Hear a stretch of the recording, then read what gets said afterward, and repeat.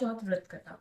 मानदाता कहने लगे कि जिस समय अर्जुन नीलगिरी पर्वत पर तप के लिए चले गए तो उनके पीछे द्रौपदी खिन्न होकर चिंता करने लगी कि अर्जुन ने बड़ा कठिन कर्म प्रारंभ कर दिया है, किंतु विघ्न डालने वाले शत्रु अनेक है। इस प्रकार चिंता करके श्री कृष्ण जी से सब विघ्नों को नाश करने के उपाय पूछने लगी। द्रौपदी ने कहा, हे सर्व जगत के नाथ, आप मुझे कोई ऐसा व्रत बताने की कृपा करो ये देखते रहो। जिसके करने से सभी विघ्न दूर हो जाए। श्री कृष्ण जी ने कहा, हे महाभागे, श्री पार्वती जी ने भगवान शंकर जी से यही प्रश्न किया था। तब श्री शंकर जी ने पार्वती जी से कहा था, हे वराराहे, वही कारक चतुर्थी का व्रत मैं तुमसे कहता हूँ, तुम ध्यान पूर्वक सुनो, जो सब प्रकार के विघ्नों का नाश करने वाला है। श्री पार्वती जी ने कहा, भगवान, वह कारक चतुर्थी का व्रत किस प्रकार का है तथा उसका विधान क्या है, और पहले भी उस व्रत को क्या किसी ने किया है? श्री शंकर जी बोले, पार्वती जी, अनेक प्रकार के रत्नों से शोभायमान, चांदी और सोने के भवनों से भरे, विद्वान पुरुषों से सुशोभित, लोगों को वश में करने वाली दिव्य स्त्रियों से शोभायमान, जहाँ पर सदैव ही वेद ध्वनि होती है, ऐसे स्वर्ग से भी मनोहर, परम रमणीक, शुक्र प्रशस्तपुर दिल्ली शहर में एक वेद शर्मा नाम का ज्ञानी ब्राह्मण रहता था। उसकी पत्नी का नाम था लीलावती। उसको महापराक्रमी 7 पुत्र और संपूर्ण लक्षणों से युक्त वीरवती नाम की एक कन्या उत्पन्न हुई। उसकी आंख नील कमल के समान और मुख चंद्रमा के समान था। उसके विवाह के योग्य समय आने पर वेद शर्मा ने एक वेद शास्त्र के ज्ञाता विद्वान ब्राह्मण को विवाह विधि से उसे प्रदान कर दिया।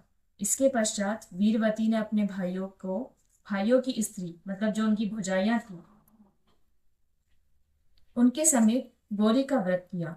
फिर कार्तिक कृष्ण चतुर्थी के दिन व्रतोपास कर सायंकाल में स्नान कर सभी ने भक्ति भाव से वट वृक्ष का चित्र बनाकर उसके नीचे शंकर जी, गणेश जी और स्वामी कार्तिकेय के साथ पार्वती जी का चित्र बनाया।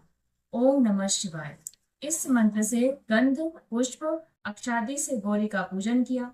फिर शिव जी, गणेश जी तथा षडानन का अलग अलग पूजन करती हुई पकवान अक्षत दीपक से युक्त 10 करवा और गेहूं के पिशान और गुड़ से बने पकवान तथा और भी अनेक प्रकार के फलादि भोज्य पदार्थों का अर्पण करके अर्घ्य देने के लिए चंद्रोदय की प्रतीक्षा करने लगी।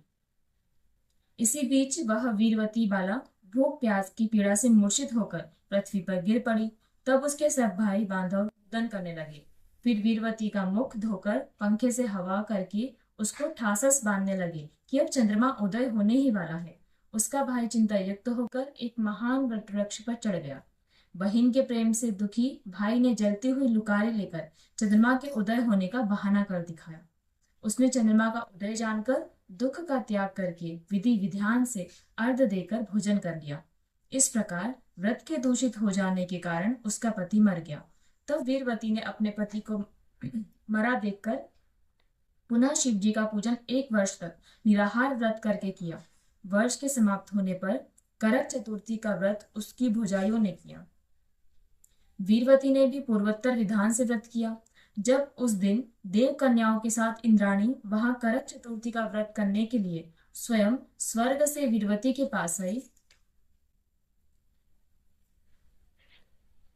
तब वीरवती ने इंद्राणी से सब बातें पूछी। वीरवती ने कहा कि मैं करक चतुर्थी का व्रत करके अपने पति के घर आई तो मेरा पति मृत्यु को प्राप्त हो गया था। मैं नहीं जानती कि किस पाप क्रम के कारण मुझको यह फल मिला है। हे मातेश्वरी, हमारे भाग्य से आप यहाँ आ गई है, सो मेरे पति को जीवित कर मुझ पर कृपा कीजिए। इंद्राणी ने कहा, शुभे, गत वर्ष जो तुमने अपने पति के करक में चतुर्थी व्रत किया था तो बिना चंद्रमा के उदय ही तुमने अर्घ्य दे दिया था।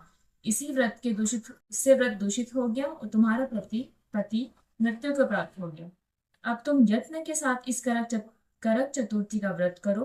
तत्पश्चात इस व्रत के प्रभाव से मैं तुम्हारे पति को जीवित कर दूंगी।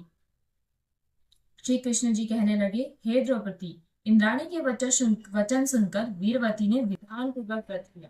इस प्रकार उसके करक चतुर्थी का व्रत करने से इंद्राणी ने प्रसन्न होकर जल के द्वारा अभिसिंचित कर उसके पति को जीवित कर दिया।